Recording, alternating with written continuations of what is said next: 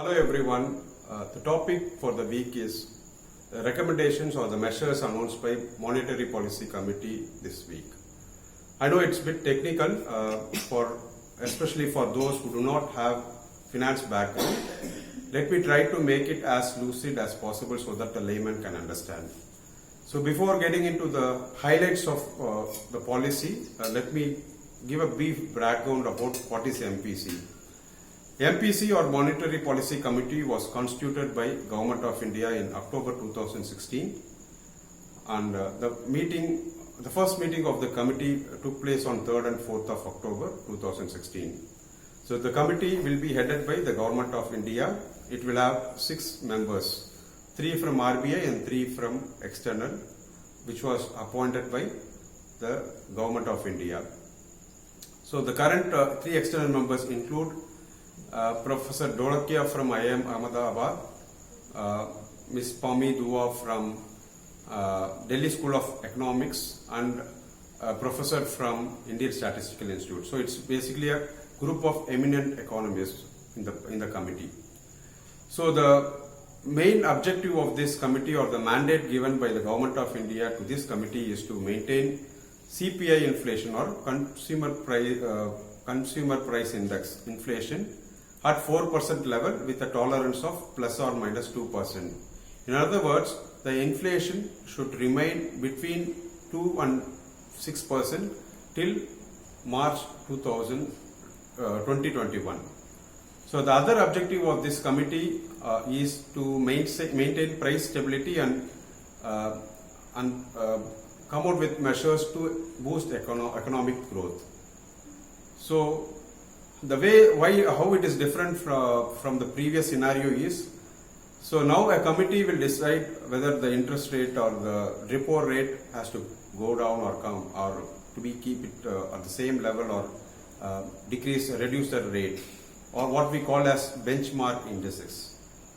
But previously RBI governor will be taking this decision. Now it will be taken by a committee of 6 members. So in the absence of unanimous decision, the majority decisions will be implemented. In case of a tie, the veto power will be with the RBI governor, who is the chairperson of this committee. So we have basically similar setup in other countries. In US, FOMC, or Federal Open Market Committee, meets every 2 months. Even MPC also meet every 2 months. They basically take stock of the current and evolving macroeconomic situation, both locally as well as globally, and come out with what they call it as qualitative and quantitative measures. So in simple layman terms, reducing out the repo rate or increasing the repo rate, which will have a bearing on the cost of funding for the corporates or for the common man, whether your home loan or the auto loans, whether the personal loans are going to come down, because nowadays everything is linked to an index. So this is the background of MPC. Let me get into the specifics. What has been the recommendation or the measures taken by the current meeting of the Monetary Policy Committee, which happened between 4th and 6th of August. So next meeting, as I said, it will be in the month of October. So whenever such committee meets, there are 2 aspects which the market look for. One is whether there is any reduction in the rate or not. So current policy the rate has been decided to keep it at the current level, so no incremental or no decrease. So in today's scenario, people are increasing only 2 scenarios, whether it is kept at the same level or there is a decrease. And the second is they provide a stance or the forecast. So the current stance taken by the MPC is accommodation stance, which means that they are willing to bring down the rate if the situation so demand. Nevertheless, they are going to meet in next 2 months. So in market parlance, they term it as 2 stance. One is a hawkish stance or a dovish stance. Hawkish means the member or the committee is favoring increasing the benchmark rates. So dovish stance refer to they are in favor of reducing the benchmark rates. Okay, in the policy, the governor spelled out in his speech the good and the bad things about the current economic situation, and also he spelled out about what are the impacts of the earlier measures which RBI or the MPC has taken, and what are the new measures which are taken in this meet. The good things which have happened in the economy are basically, the number one is agriculture. So backed by good southwest monsoon, the Kharif sowing has gone up by 13.9% when compared to last year. So what that means is the expectation of enhanced agriculture produce for this year. This is a very good thing which has happened. Even for the industries, the committee expect that there will be a gradual recovery in Q2, and in the next half, the growth will, or the recovery will be sustained. If not, but for the risk pertinent with the economy. The other thing is about the foreign portfolio investment. Foreign portfolio investment means foreigners investing, say, in your stock market or in your debt market. So, compared to last year, there has been a multifold increase in this period as far as the foreign portfolio investment goes, which is a very good thing. It's a testament to the position Indian economy is in today, because given this COVID scenario, they found Indian market to be the best market vis-a-vis other markets to invest, which is a very good thing. The other thing is about the foreign forex reserves. Forex reserve for any country is very important. So, for the period ended July 2020, our forex reserves stand at $534.6 billion, which will take care of the next 13 months plus import requirements, which is a very good, which tells that forex reserve is in a very comfortable position. And also our reserves to external debt ratio has also gone up up to 85.5%, which is also a good thing for the economy. Coming to the flip side is basically the economy is not, whether the economy is growing or contracting is measured on basis an indicator called as PMI, or Purchasing Manager Index. So when the Purchasing Manager is a number, when the number is above 50, which means the economy or the sector is growing. If it is below 50, it is attributed to contraction in the economy or the sector. So current scenario, both our manufacturing PMI as well as services PMI has contracted. And even the benchmark CPI inflation is at 6.1% as per the June estimates, when compared to 5.8% as per the March figures, which means the committee has breached the mandated tolerance level of 2 to 6%. On the other side, the imports, exports also have come down, so which is obvious because there is no activity. And the good thing and the bad thing is, after 18 years, we are in trade surplus. What it means is we are exporting more than what we import. So it is the scenario seen after 18 years. And the other thing is foreign direct investment also has come down to $4.4 billion from $7.2 billion in April-May for the previous year. But I would view this as a positive outcome, because April, May are the lockdown months, as we know. So there is absolutely no economic activity. Even in that scenario, we have attracted $4.4 billion is a good thing.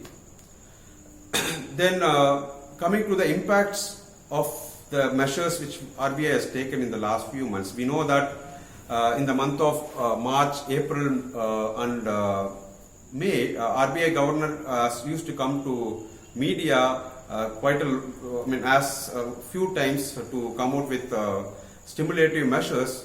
I mean, more than Nirmala Sitharaman used to come, if you have to call it jokingly. So maybe all those measures have taken a good effort. Basically, the cost of fund or the borrowing rate has come down, as mentioned in the document, that in the period from Feb 2019 to June 2020, the lending rate have come down by 1.62%. The maximum has come down in the last 3 months, which is March to June. So it has come down by 0.91%, which is a good thing. And coming to the other, basically what it says is there is a transmission of the expected interest rate reduction in the system. So coming to the last segment, which is basically what are the measures which they have taken in this policy meet, is basically they've pumped in 10,000 crore rupees to 5,000 crore rupees each to NHB, National Housing Bank, and NABARD, so that there is a free flow of credit to housing finance companies as well as NBFCs and microfinance institutions. Even your MSME sector or micro, small and medium enterprises have been taken care. So even a stressed MSME sector is given is extended debt restructuring programs. Even only thing is they need to be a standard asset in banks' books as of 31st March 2020, before the advent of COVID. And even there are more measures notes to borrowers who are good borrowers till now, but impacted by COVID situation. So basically there are resolution plans in place. And even this RBI has come out, appointed an expert committee headed by a former ICICI chairperson, Mr. KV Kamath, to basically come out with recommendations and measures to tackle, to handle or well manage these scenarios. And the other thing is basically which I wanted to highlight is a very important measure is RBI has extended the limit on gold loans. So loan against gold jewelry and ornaments hitherto was given only up to 75% of the gold value, have gone up or enhanced to 90%. So given that in the last few months gold prices have been exponentially increasing, the customer is going to get more amount as loan for the same amount of gold previously. So which is very good for the customers, especially to manage this COVID scenario or manage the fund flow during this COVID scenario.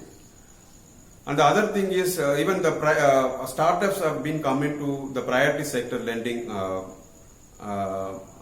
industry or lending slab, and even for the priority sector lending limits have been enhanced for renewable sectors. Besides this, they have also announced some key measures. The detailed directives or operational guidelines are not announced now, expected shortly. This relates to basically how we enhancing safety for check payments which are 50,000 rupees and above, what they call it as positive pay. So details are awaited before I could comment further. So these are all the steps, measures which our RBI governor has announced. And even government also has backed up with its own measures. Today I read that Prime Minister has announced a stimulus package of 1 lakh crore rupees to farmers. Maybe I don't know the details, maybe subsequent videos I'll share. To sum up from my side, RBI basically has augmented the availability of cash flow in the system or fund flow in the system to a large extent, back the earlier measures which they have taken up previously, and also the stretched sectors have been given more importance, because these are the things they have been doing all along. So further steps they have taken now. One thing which I am a bit skeptical about is the gold, the limit of loan available against gold, because today gold prices are skyrocketing. So they were customers are allowed to borrow up to 90%. So if in the advent of steep fall in gold prices, the safety net is very, very minimal. So that is something I believe, because they are going to meet in the next 2 months, and depending upon how situation evolve, I know that RBI is going to take, or the MPC is going to take suitable measures. That's it for this week. Thank you.